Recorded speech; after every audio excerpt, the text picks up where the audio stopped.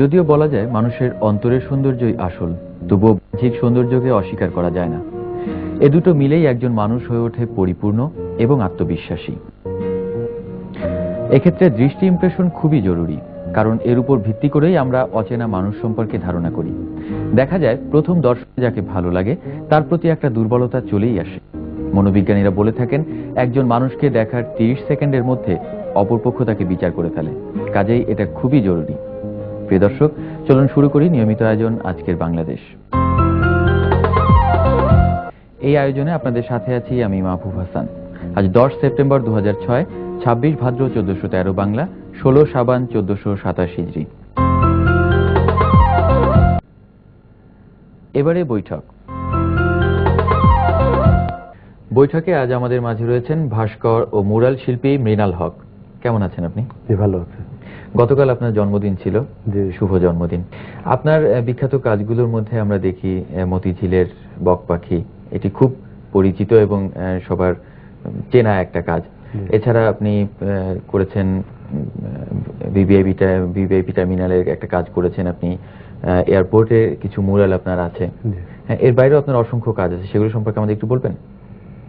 যেমনি গতকালকে যে কাজটা শেষ করলাম, এটা হলো পুরানো এয়ারপোর্টের সামনে যে প্লেন বানানো আছে, তার ঠিক পাশে প্রায় 24 ফিট সাইজের একটা ঈগল পাখির ভাস্কর্য বানালাম। তারও 2-3 দিন আগে যে কাজটা শেষ করলাম নারায়ণগঞ্জে, ওখানে প্রায় 36 ফিট একটি রাইফেলের ভাস্কর্য, গুলি বন্ধ, তার উপরে পৃথিবীর গ্লোব, তারপর 2টা পায়রা বসা, সামনে কয়েকজন মুক্তিযোদ্ধার ভাস্কর্য। রাজশাহী বিশ্ববিদ্যালয়ে তো আপনার কাজ রয়েছে। রাজশাহী বিশ্ববিদ্যালয়ের সুবর্ণ জয়ন্তী টাওয়ার, এটা প্রায় 50 ফিট উঁচু। 2 বছর আগে যে ওদের সুবর্ণ জয়ন্তী হলো, ওটার স্মরণে সুবর্ণ জয়ন্তী টাওয়ারটা বানানো। তারপরে এয়ারপোর্টের প্রবেশ পথের দুধারে যে 500 ফিট লম্বা মুরাল, অবশ্য যেটা গাছ লাগানোর কারণে হয়তো মুরালটা ভেঙে ফেলেছে, তো কষ্ট করে বানানো হয়েছিল, কিন্তু মুরালটা এখন নাই। যেটা ছিল ওটা আমার করা। আবার ওই যে ভিভিআইপি টার্মিনাল, যেখানে রাষ্ট্রীয় অতিথি বা বিদেশি প্রেসিডেন্টদের গার্ডওয়ানার প্রদান করা হয়, যেখানে প্যারেড গ্রাউন্ড, ওখানে প্রায় 30 ফিট উঁচু ওয়াল আর এদিকে 350 ফিট চওড়া। এটার উপরে আমাদের স্বাধীনতার দেশ গড়ার থেকে পুরা উন্নয়নের উপরে, সংস্কৃতির উপরে বিশাল মুরাল।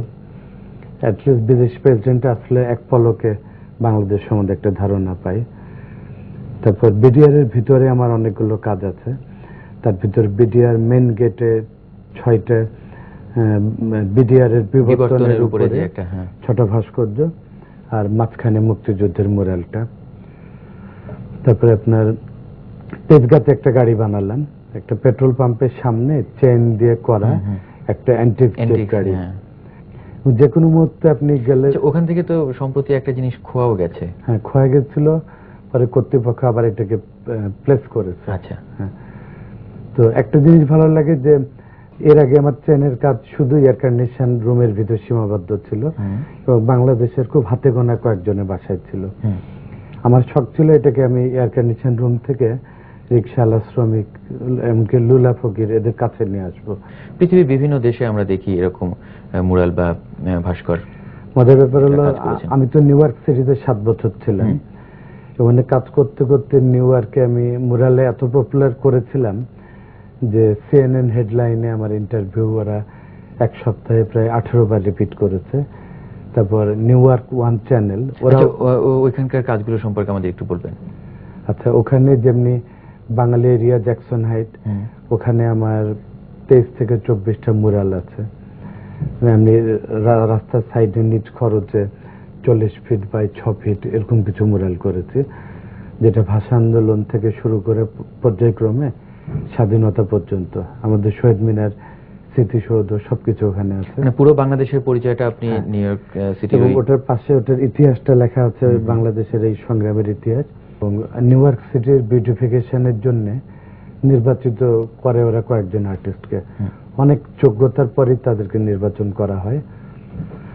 আমি বলবো যে আমি একজন সৌভাগ্যবান যে আমি প্রথম যে আমেরিকার বাইরে থেকে যাওয়া শিল্পীদের মধ্যে আমি একমাত্র যে নিউ ইয়র্ক সিটির বিউটিফিকেশনের জন্য নির্বাচিত ছিলেন এবং ওদের সাবওয়ে থেকে শুরু করে বিভিন্ন বিল্ডিং পার্কে যে ভাস্কর্য